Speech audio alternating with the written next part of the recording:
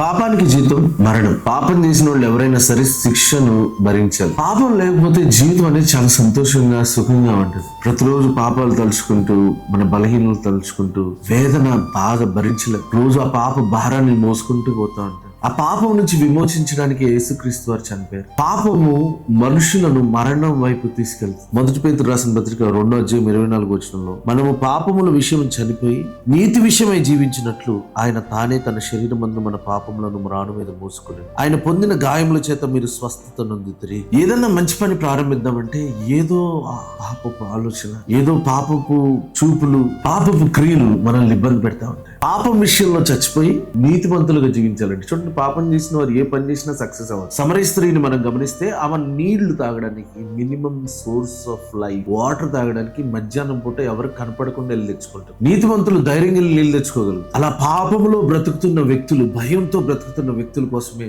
యేసుక్రీస్తు వారు వచ్చారు. అంతకుముందు ఎవరికి కనపడకుండా నీళ్లు తెచ్చుకోవడానికి వచ్చిన ఆమె యేసుక్రీస్తు వారితో మాట్లాడిన తర్వాత ఆ కుండను పడేసి ఊరంతా ధైర్యంగా వెళ్ళి చెప్పిందండి. యేసుక్రీస్తు వారితో సత్సంబంధాలు కలిగి ఉంటే, నీతి విషయమై జీవించాలంటే ఆయనతో బంధం కలిగి ఉండాలి. ఆయన నన్ను స్వస్థపరిచి ఉన్నాడు అని నువ్వు నమ్మగలిగితే పాపం విషయంలో చనిపోయి ఉంటావు. పాపం ఆలోచనే నీలోకి రాదు. ఆయన మనల్ని విడిపించి ఉన్నాడు. ఈ వీడియో చూస్తున్న మిమ్మల్ని దేవుడు విడిపించి ఉన్నాడు. నువ్వు కేవలం నమ్మడం మాత్రమే. నువ్వు నమ్మగలిగితే ఈ రోజు నుంచి నీతిమంతుడిగా జీవిస్తావు. నీతిమంతుడు సింహం వల్లే ధైర్యంగా ఉంటాడు. నీతిమంతుడు 7 మార్లు పడిపోయినా సరే తిరిగి లెగిస్తాడు. ఎవరు తరమకుండానే అపవాది దుష్టుడు పారిపోతాడు. నీతిమంతుడు ధైర్యంగా జీవిస్తాడు.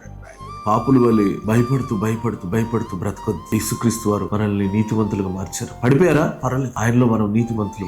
అబ్రహాము నమ్మినది అతనికి నీతిగా ఎంచబడాను. ఈ రోజు మనం నమ్ముదాం, ఆయన నా పాపములు క్షమించున్నాడు. ఏ శాపము నా పైన లేదు, ఏ శిక్షా విధి నా మీద లేదు. ఆయన నా విధిని, నా పాపాన్ని, నా భయంకరమైన శాపాన్ని ఆయన తీసుకెళ్లిపోయాడు అని నమ్మి ఒకవేళ నీ జీవితాన్ని ఆయనకు అప్పగించగలిగితే అనేకులకు ఆశీర్వాదకరంగా మార్చబడతాం.